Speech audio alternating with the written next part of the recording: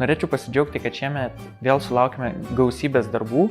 Darbai buvo pateikti ganėtinai profesionaliai iš tikrųjų. Vieni galbūt buvo labiau stiprus tuom, kad jie pateikė labai aiškią funkciją, konkretų baigtinį produktą. Labai džiugina, kad jie buvo labai detalūs, jie buvo ganėtinai gerai išspręsti. Kiti pateikė labai stiprias idėjas, kurios verčia galvoti ir nepadeda taško sakinio pabaigoje.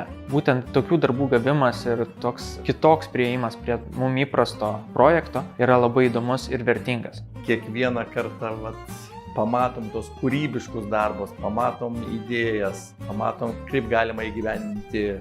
Šiuo atveju tai Tiny House, mažasis namelis gamtoje. Ir šitam konkursui irgi pamatėm labai skirtingų darbų, labai skirtingai kaip žmonės mato, kaip galima būtų gyventi arba praleisti laiką gamtoje.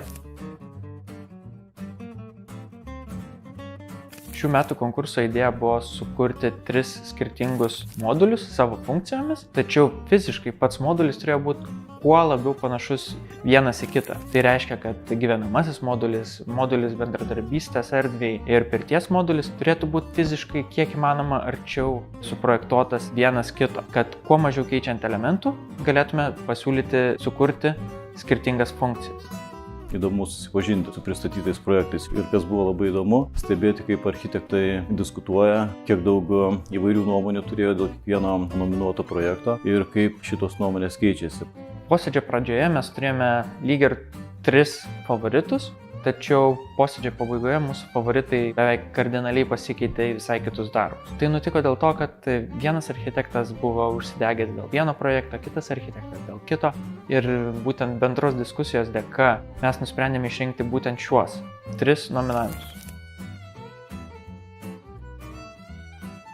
Trečios vietos darbas išsiskiria tuo, kad iš visų projekte pateiktų darbų jis buvo poetiškiausias, galbūt mažiausiai apibrėžtas, bet gerąja to žodžio prasme, atveriantis galimybės ir parodantis, kad galimas daugiau negu vienas ar keli sprendimo būdai.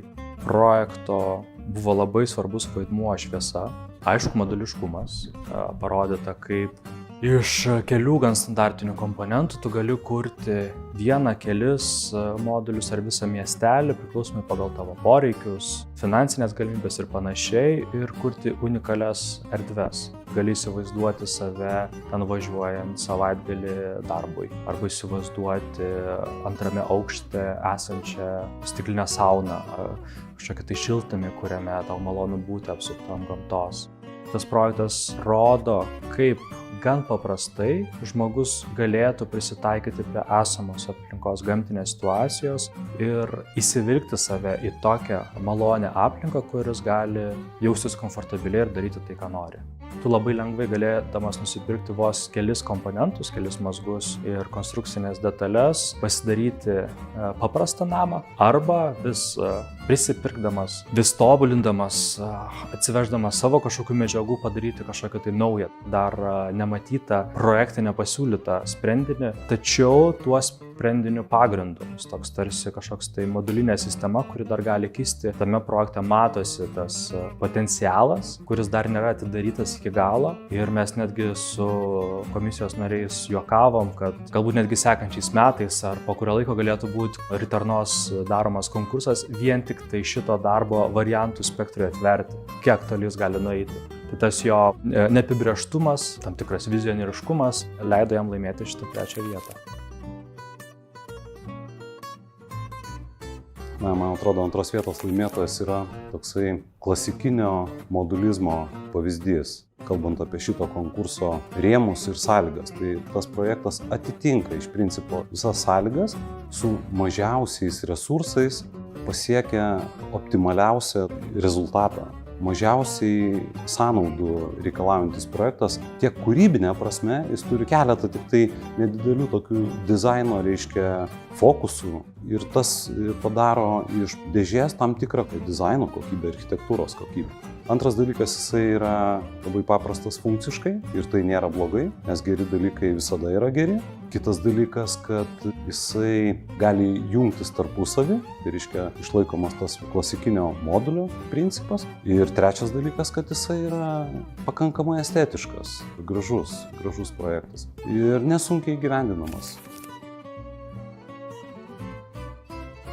Pirmosios vietos laimėtojai, jie pasiūlė labai įdomią architektūrinę erdvinę idėją, kur visas namelis yra suprojektuotas iš 2 tokių atskirų tūrių, kurie jungiami stikliniu kakliuku. Kadangi konkurso visa mintis buvo sukurti namelį tokį pabėgimai nuo miesto, gamtoje, miške, kur žmogus gali atsipalaiduoti. Jis atvykęs į tokį namelį, įdomu, kad jis gali užeiti tą prieangio tūrį, tenai pasilikti visus savo daiktus, tuo pačiu tada per tą stiklinį kakliuką eiti į pagrindinį tūrį, kuriame yra pagrindinės funkcijos. Tai gyvenimas, darbas arba sauna, kaip buvo nurodyta užduotyje. Labai yra įdomu, nes tokiu būdu, sukuriant tokių 2 tūrių struktūrą, sukuriama ta tokia nekasdieninė išskirtinė erdvė, kuri būtent ir yra siekiamybė šio konkurso, sakykime. Ne? Tas namelis, jisai turi būti kitoks negu, sakykime, tavo butas mieste, kuris yra labai funkciškas, kuris labai patogus. Tai šiuo atveju mes ieškojame vis tik tokio unikalesnio sprendimo, kuris būtų labiau galbūt išskirtinis ir kuris pasiūlytų kažką tokio įdomesnio. Taip pat darbas labai pasižymėjo gerų tūrinių sprendimų. Tūris yra būdingas, sakykime, gamtiniam kontekstui, tai yra toksai dvišlaičio, sakykime, tradicinio pastato interpretacija, toksai asimetrinis šlaitas. Jisai nuleistas ganėtinai žemai, interjerą irgi sukuria tokią labai įdomią erdvę, nes gaunasi tokia kaip ir mansardinė erdvė, jisai pakankamai toksai jaukus yra.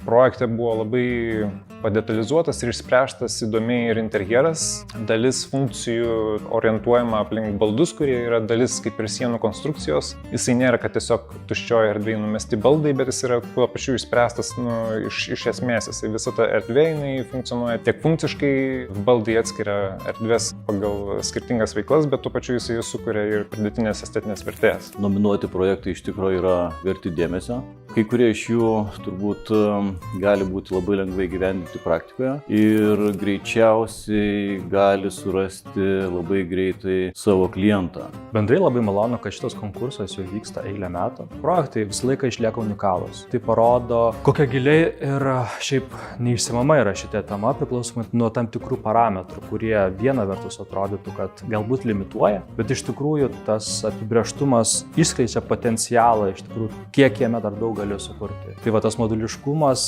ir yra tas mediumas, per kurį galima skleisti labai įvairias kūrybinės savo ambicijas.